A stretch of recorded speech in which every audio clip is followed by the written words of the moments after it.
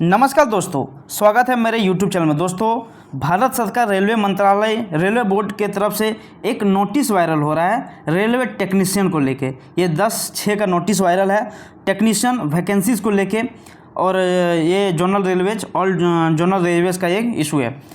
दोस्तों, कहीं ना कहीं रेलवे बोर्ड ये मतलब जो है नोटिस से सही है। इस तरह ही रेलवे जो ALP का वैकेंसी आया था जो पिछले बार, तो इस तरह का ही नोटिस आया था, उसके बाद फाइनल उसकी जो वैकेंसीज़ है वो आ गई थी। ये कहीं ना कहीं सही है और ऑथेंटिक है। साथियों, एक खुशी की बात यह है कि कहीं ना कहीं रेलवे मंत्रालय के द्वारा जो अश्विनी वैष्णव है रेल मंत्री के द्वारा, उनके द्वारा कहा गया था कि एनुअल कैलेंडर एक जारी होगा जिससे एनुअल वैकेंसी भर्ती आएगी। कहीं ना कहीं ये फॉलो हो रहा है और बहुत अच्छी बात है।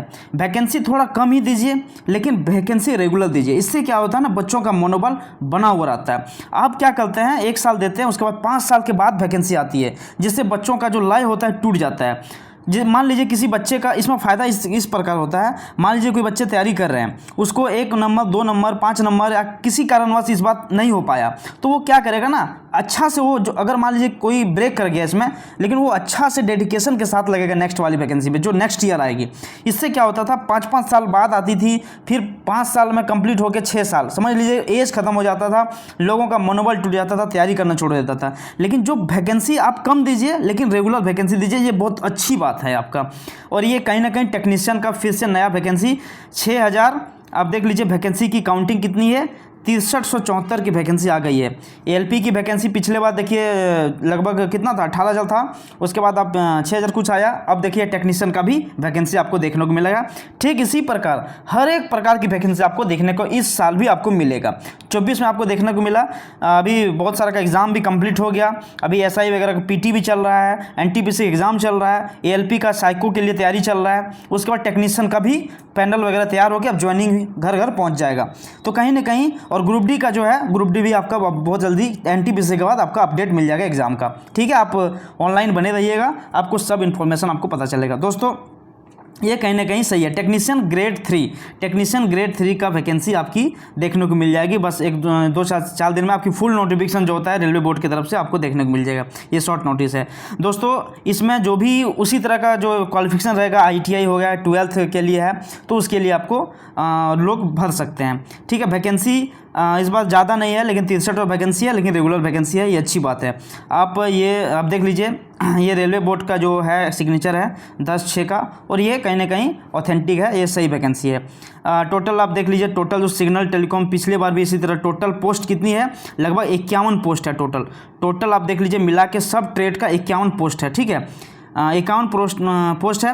और टोटल जो वैकेंसीज है आपका यहाँ पे देख लीजिए, टोटल काउंट करके दिया हुआ है 6374 वैकेंसी। ठीक है, ये कहीं ना कहीं सही है, और आप जम के तैयारी में लगिए। आपके लिए एक अच्छा से मौका है फिर से। मान लीजिए किन्हीं का पिछले बार की वैकेंसी में नहीं हुआ था, इस बार आपको लेना है। टेक्नीशियन की नई वैकेंसी आ गई है, और जो ALP का है, ALP का तो आ चुकी है, ऑनलाइन भी जो फॉर्म है वो भरा चुका है।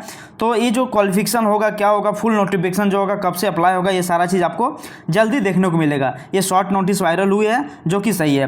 न्यू दिल्ली, डेटेड 10/6 का है, मैं पहले भी ऊपर में बता चुका हूँ। ये जनरल मैनेजर ऑल रेलवे का जो है कैटेगरीज है।